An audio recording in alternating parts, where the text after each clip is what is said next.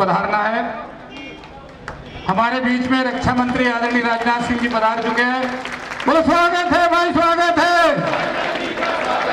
स्वागत है भाई, स्वागत है, स्वागत है भाई, स्वागत है। बोलो भारत माता की, भारत माता की।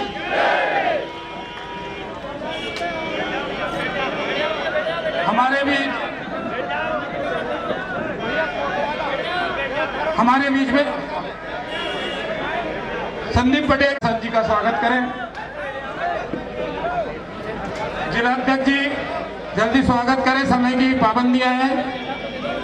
जिलाध्यक्ष जी संदीप पटेल जी, कोमल पटेल जी जी राजनाथ सिंह जी का स्वागत करें।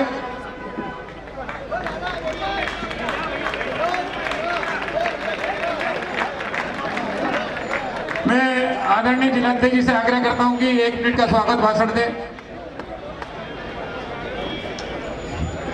भारत माता की, भारत माता की, भारतीय जनता पार्टी, भारतीय जनता पार्टी। आज हमारे बीच में हमारे नेता, केंद्र सरकार के रक्षा मंत्री आदरणीय राजनाथ सिंह जी हमारे बीच में पधारे हैं। मैं आप सबसे निवेदन करना चाहता हूं कि जोरदार ताली बजाकर उनका स्वागत करें। मित्रों, आज रक्षा मंत्री जी आपसे हमारे प्रत्याशी कमल के फूल पर मोहर लगाने के लिए आपसे आशीर्वाद मांगने आए हैं।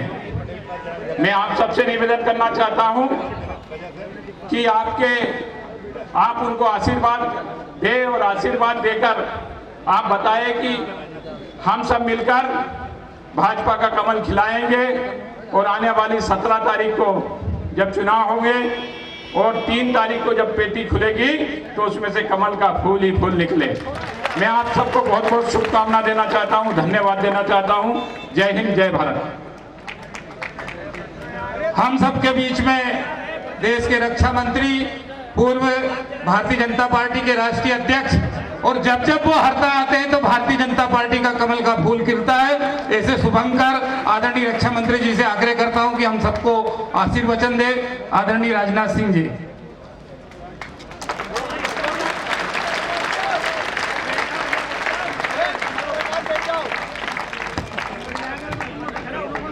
भारतीय जनता पार्टी के जिलाध्यक्ष श्री अमर सिंह जी मीणा, गौरी शंकर जी मुकाटी, श्री रमेश पटेल जी, श्रीमती कोमल सुदीप पटेल, श्रीमती भारती राजू कमेडिया, नगर पालिका अध्यक्ष श्री गजेंद्र शाह जी, जिला पंचायत अध्यक्ष श्री दर्शन सिंह जी, श्री मनोहर लाल जी, श्री देवी सिंह जी, श्री अंशुल गोयल, बहुत नाम है। इस सभा में मौजूद मेरे सभी सम्मानित बहनों एवं भाइयों, इन लोगों ने कहा कि जिस प्रत्याशी के लिए आया हूं उसका नाम नहीं लेना। नाम नहीं लेना है तो मेरे कमल के फूल को तो वोट दे दीजिए। आप यही अपील करने के लिए।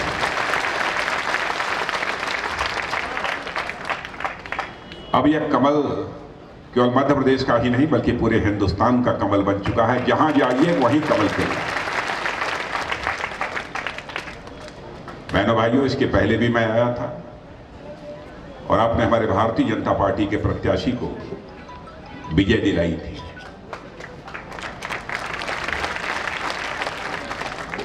इसलिए एक बार मैं शीश झुकाकर आप सभी के प्रति आभार व्यक्त करता हूं। भारतीय जनता पार्टी का जहां तक प्रश्न है, आप सभी जानते हैं, भारत की ही नहीं बल्कि सारी दुनिया की सबसे बड़ी राजनीतिक पार्टी बनकर खड़ी हो गई है। एक बात मैं कह सकता हूं, हमारा चरित्र है कि जो हम कहते हैं वह करते हैं। हमारे यहां व्यक्ति को लेकर दोष हो सकता है, लेकिन जहां तक पार्टी का प्रश्न है बहनों भाइयों, मैं कह सकता हूं भारत ही नहीं दुनिया का कोई व्यक्ति भारतीय जनता पार्टी की साख, भारतीय जनता पार्टी की विश्वसनीयता पर कोई प्रश्न चिन्ह नहीं लगा सकता। हम जो कहते हैं वह करते हैं। और मैं प्रेस के दोस्तों से कहना चाहता हूं, मेरी कोई बात गलत हो आप अखबारों में लिख दीजिएगा, यदि हमने गलती बोला होगा तो उसके लिए मैं खेद व्यक्त कर लूंगा। और यह बात मैं इसलिए कह रहा हूं कि यदि जीवन में राजनीति मैंने की है तो जनता की आंखों में आंख डालकर राजनीति की है, आंखें चुरा कर राजनीति नहीं की। इसलिए जो भी मैं बातें कहूंगा वो तथ्यों पर आधारित हो। भारतीय जनता पार्टी ने 1951 में भारतीय जनसंघ के रूप में अपनी राजनीतिक यात्रा प्रारंभ की। आप उठाकर मेरा चुनावी घोषणा पत्र उस समय का भी देख लीजिए। उस समय भी हम कहते थे कि धारा 370 को हम समाप्त करेंगे। उस समय भी हम कहते थे बहुत सारी समान नागरिक संहिता और ये वो बहुत सारी बातें थी।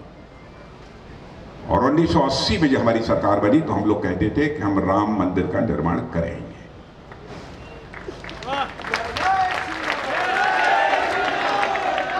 हम लोगों ने देश से कुछ छिपाया नहीं। शायद इसीलिए लोग हमारे ऊपर जाति, पंथ और मजहब की राजनीति करने का आरोप लगाते हैं। बहनों भाइयों, मैं दो टूक शब्दों में साफ कर देना चाहता हूं, हम हिंदू, मुसलमान, ईसाई के आधार पर राजनीति नहीं करते हैं। हम इंसाफ और इंसानियत के आधार पर राजनीति करते हैं। हम लोगों ने कहा था धारा 370 समाप्त करने की बात कि जब भी भारत की संसद में हमको स्पष्ट बहुमत मिल जाएगा, हम डंके की चोट पर धारा 370 को समाप्त करेंगे। और आपने देखा, जब आपने मुझे संसद के दोनों सदनों में भारतीय जनता पार्टी को स्पष्ट बहुमत दे दिया तो चुटकी बजाकर हम लोगों ने धारा 370 को समाप्त कर दिया। और जम्मू कश्मीर का वही दर्जा है जो हिंदुस्तान के अन्य राज्यों का दर्जा है। राम मंदिर निर्माण की बात भी हम करते थे तो लोग बार बार कहते थे, सन 1980 से लेकर, अरे भाई बार बार आप लोग जनता को गुमराह करते हैं, कब बनाएंगे आप राम मंदिर? हम लोग कहते थे जिस दिन संसद के दोनों सदनों में हमको बहुमत मिल जाएगा उस दिन अयोध्या की धरती पर भव्य राम का मंदिर बनकर रहेगा। और बहनों भाइयों, आप देख रहे हैं 22 जनवरी को आप जा सकते हैं, भव्य राम का मंदिर बनकर तैयार है, रामलला की प्रतिष्ठा होगी और उसके बाद आप जाकर वहां दर्शन कर सकते हैं। वैसे यहां की भारतीय जनता पार्टी ने, यहां के मुख्यमंत्री ने कहा है कि हमारी सरकार केंद्र में यहां राज्य में बनती है तो मैं यहां के नागरिकों को अयोध्या ले जाकर दर्शन कराने की भी मैं व्यवस्था करूंगा। बहनों भाइयों, हम लोगों ने 3 तलाक को भी समाप्त करने की बात कही थी। यह कोई भेदभाव के आधार पर नहीं कहा था। हमारे लिए चाहे हिंदू हो, मुसलमान हो, ईसाई हो, कोई भी हो, हर की बहू बेटी मां हमारी बहू बेटी मां है। हम किसी को यह इजाजत नहीं दे सकते हैं 3 बार तलाक बोलकर उसे आप छुट्टी कर दीजिए, उससे सारे रिश्ते तोड़ दीजिए, हमको मंजूर नहीं है। और आपने देखा सरकार बनते ही हम लोगों ने चुटकी बजाकर 3 तलाक की व्यवस्था को भी हिंदुस्तान से समाप्त कर दिया। यह हमारा चरित्र है, यह भारतीय जनता पार्टी की विश्वसनीयता है। 17-18 वर्षों से यहां पर आप भारतीय जनता पार्टी की सरकार देख रहे हैं। बीच में 1.5 वर्षों तक कमलनाथ जी की यहां सरकार रही है, कांग्रेस की सरकार रही है। लेकिन कांग्रेस के चरित्र को भी आप अच्छी तरह जानते हैं। स्वतंत्र भारत की राजनीति में बराबर कांग्रेस ने कहा है कि हमारी सरकार बनाइए, हम यहां की गरीबी को दूर करेंगे। बहनों भाइयों, 50-55 वर्षों तक अखंड हुकूमत कांग्रेस ने किया है, लेकिन उनके रहते गरीबी समाप्त नहीं हुई है। आज मैं आपके सामने आंकड़ा प्रस्तुत कर रहा हूं। मैं नहीं कह रहा हूं, पिछले 8-9 वर्षों के अंदर जो करिश्मा हुआ है मोदी जी के नेतृत्व में, उसकी मैं चर्चा करने जा रहा हूं। नीति आयोग एक स्वायत्तशासी संस्था है। उस नीति आयोग ने कहा है कि मोदी जी के भारत का प्रधानमंत्री बनने के बाद इस देश में 13.5 करोड़ लोग गरीबी रेखा के ऊपर जा चुके हैं। और इतना ही नहीं, इंटरनेशनल मॉनेटरी फंड दुनिया की मानी जानी एक आर्थिक संस्था है, उसने भी कहा, उसके आंकड़ों पर प्रायः कोई प्रश्न चिन्ह नहीं खड़ा करता है। उसने कहा है कि मोदी जी के भारत का प्रधानमंत्री बनने के बाद 40 करोड़ लोग अति गरीबी की रेखा के ऊपर जा चुके हैं। यह कामयाबी भारतीय जनता पार्टी ने अपने रहते हासिल की है। काम का जहां तक प्रश्न है, काम अनगणित है। सारे कामों की यदि मैं चर्चा करूंगा तो एक लंबा समय लगेगा। भ्रष्टाचार का जहां तक सवाल है, कोई भी ऐसी कांग्रेस की सरकार नहीं रही है जिस पर कि भ्रष्टाचार के गंभीर आरोप न लगे, प्रारंभ से लेकर अंत तक।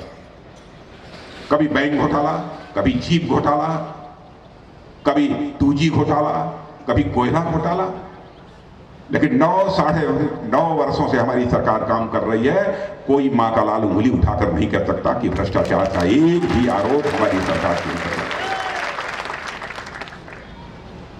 हम जो कहते हैं वही करते हैं।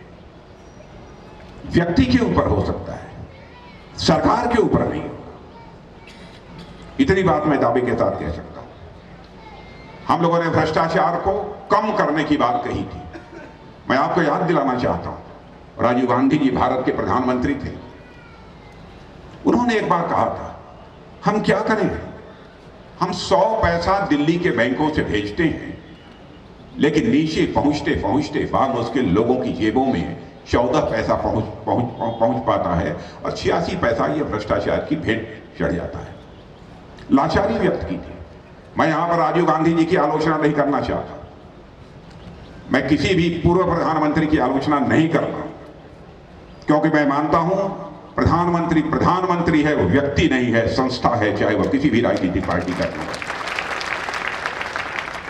लेकिन उनकी लाचारी की यहां पर मैं चर्चा कर रहा हूं। उस चुनौती को यदि स्वीकार किया तो 56 इंच सीने वाले हमारे प्रधानमंत्री मोदी जी ने स्वीकार किया, मेरे बहनों भाइयों।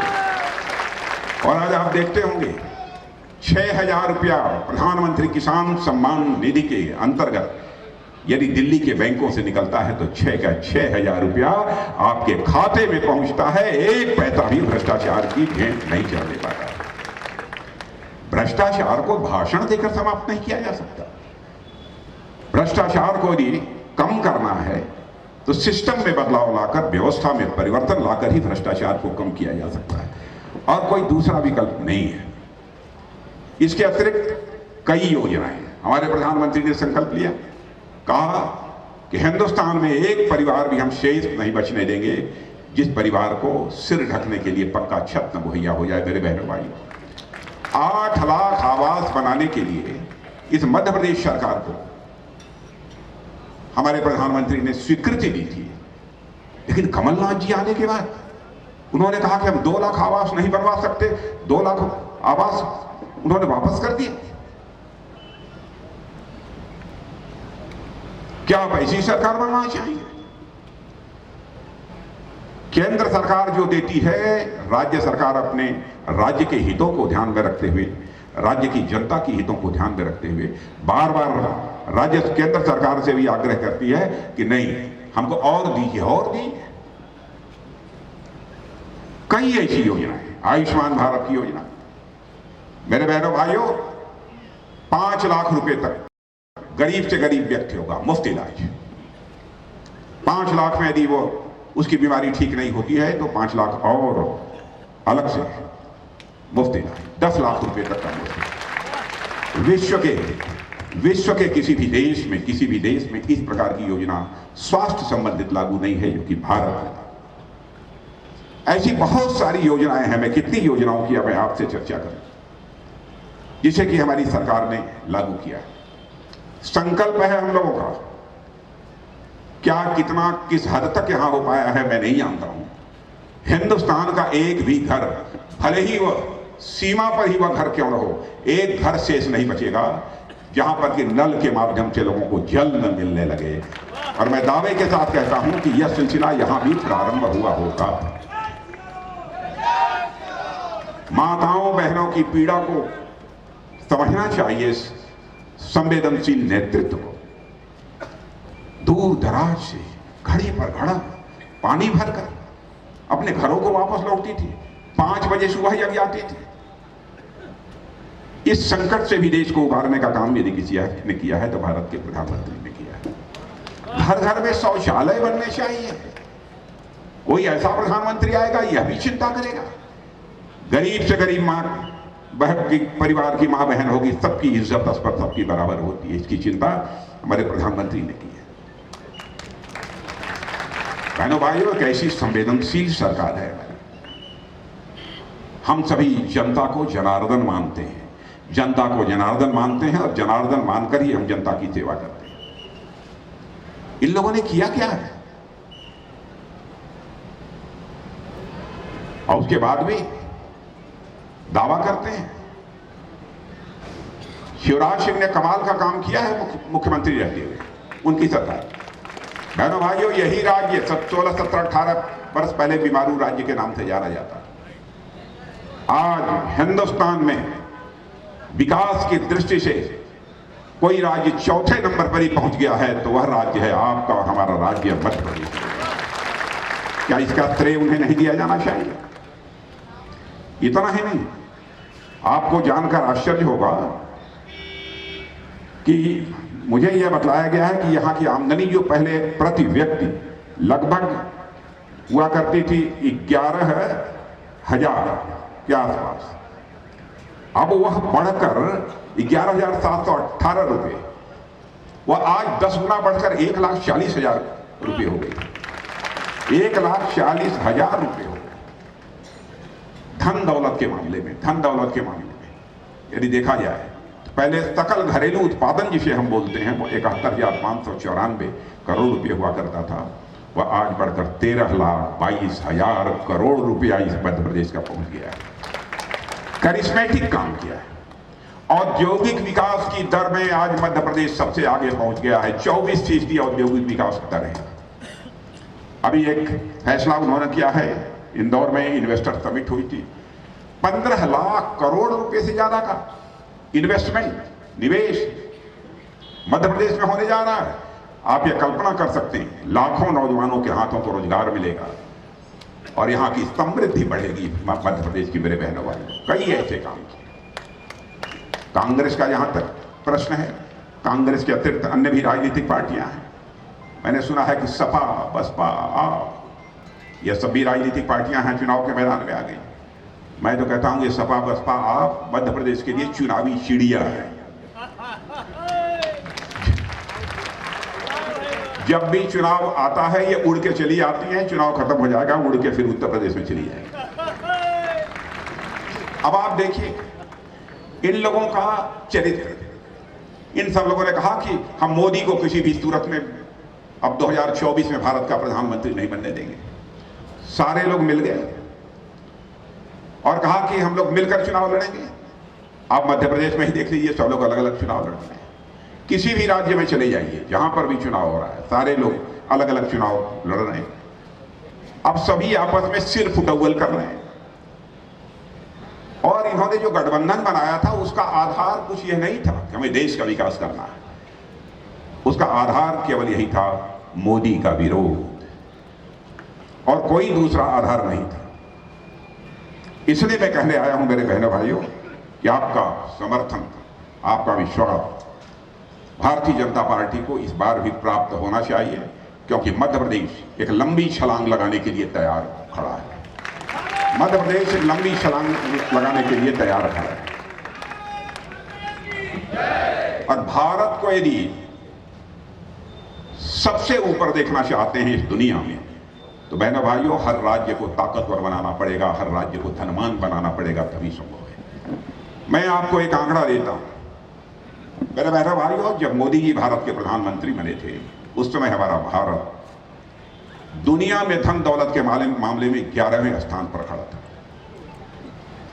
और मैं नहीं कह रहा हूं, दुनिया की जो लेखा जोखा रखने वाली है आर्थिक मामलों की, वह फाइनेंशियल फर्म्स, वह कहती हैं कि जो भारत 2014 में धन दौलत के मामले में, अर्थव्यवस्था के आकार के मामले में 11वें स्थान पर दुनिया में खड़ा था, वह 7-8 वर्षों में जंप लेकर वह 5वें स्थान पर पहुंच गया। और मॉर्गन स्टैनले, पढ़े लिखे बच्चे इसको नोट कर लें, मॉर्गन स्टैनले दुनिया की मानी जानी फर्म है, उसने कहा है भारत जिस तेजी से आगे बढ़ रहा है, अब दुनिया की कोई ताकत दुनिया की सबसे बड़ी तीसरी अर्थव्यवस्था बनने से कोई रोक नहीं सकता है। 5वीं से जंप लेकर हम तीसरे स्थान पर। यह है स्थिति। क्या क्या अपने चुनावी घोषणा पत्र में कहा है मध्य प्रदेश भारतीय जनता पार्टी ने, उसकी जानकारी हो गई होगी, बतलाया है आप लोगों ने ना, क्योंकि हमको जल्दी है, 5 बजे के पहले पहुंचना भी है। यह आप लोगों को बतलाया गया होगा। और बहनों भाइयों, बस इतना ही मैं कहूँगा, आज के हमारे भारतीय जनता पार्टी के नेता मोदी जी और अन्य नेता, दोनों में अंतर है पहले के नेताओं में। पहले नेता कबूतर छोड़ते थे, लेकिन अब के नेता भारतीय जनता पार्टी के कबूतर नहीं छोड़ते हैं, मध्य प्रदेश में आकर चीता छोड़ते हैं। मेरे बहनों भाइयों, यही अंतर है। अब आप देखिएगा मध्य प्रदेश का चीता प्रोजेक्ट भी, देश दुनिया से लोग आएंगे वहां देखने के लिए। उसमें भी मध्य प्रदेश की पर कैपिटा इनकम उसके कारण भी बढ़ने वाली है, मैं विश्वास के साथ कह सकता हूं। रक्षा मंत्री हूं, आपकी इच्छा होगी यह जानने की कि रक्षा के क्षेत्र में क्या हो रहा है, तो आप लोग अखबारों में पढ़ते ही होंगे, देखा भी होगा। भारत का गृह मंत्री मैं था उस समय, उरी पुलवामा में पाकिस्तान से आकर जिस तरीके से वहां के आतंकवादियों ने हमारे सैनिकों पर कातिलाना हमला कर दिया, उसके बाद आपने देखा हमारे प्रधानमंत्री जी ने हम 2-3 लोगों को बुलाकर 10 मिनट के अंदर फैसला कर लिया। और उसके बाद हमारे देश की बहादुर सेना के जवानों ने सीमा के इस पार ही नहीं, जरूरत पड़ी तो सीमा के उस पार जाकर आतंकवादी ठिकानों का सफाया करने में कामयाबी हासिल की। यह है भारत।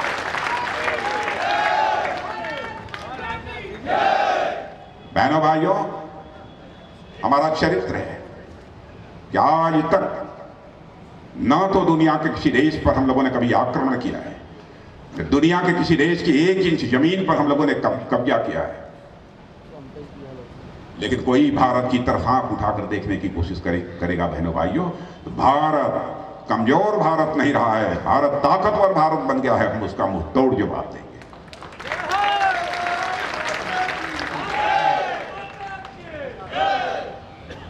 हमारा चरित्र है, हम किसी को छेड़ते नहीं, लेकिन जो हमें छेड़ेगा हम उसे छोड़ेंगे नहीं।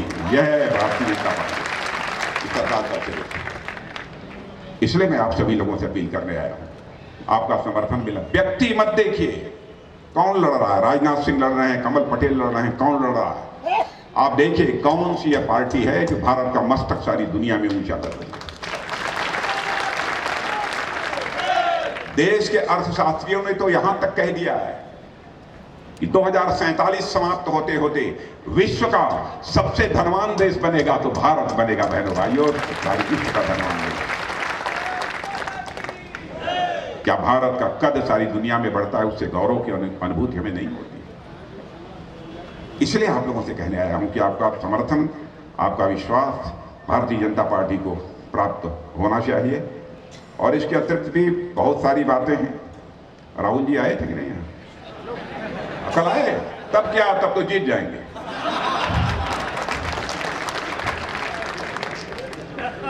क्योंकि जहां हमारे राहुल जी चले गए तो हम लोग मान लेते हैं यदि हमारे ऊपर राहु केतु होंगे तो अपने आप कट जाएंगे।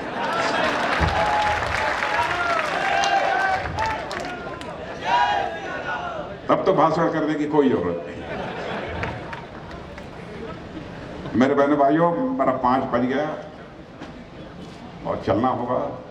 मैं आभार व्यक्त करता हूं। पिछली बार भी मैंने आप सभी लोगों से अपील की थी, आप लोगों ने पूरा विश्वास दिया है, इसके लिए बहुत आभारी हैं आप सबके। बोलिए भारत माता की। बहुत बहुत धन्यवाद।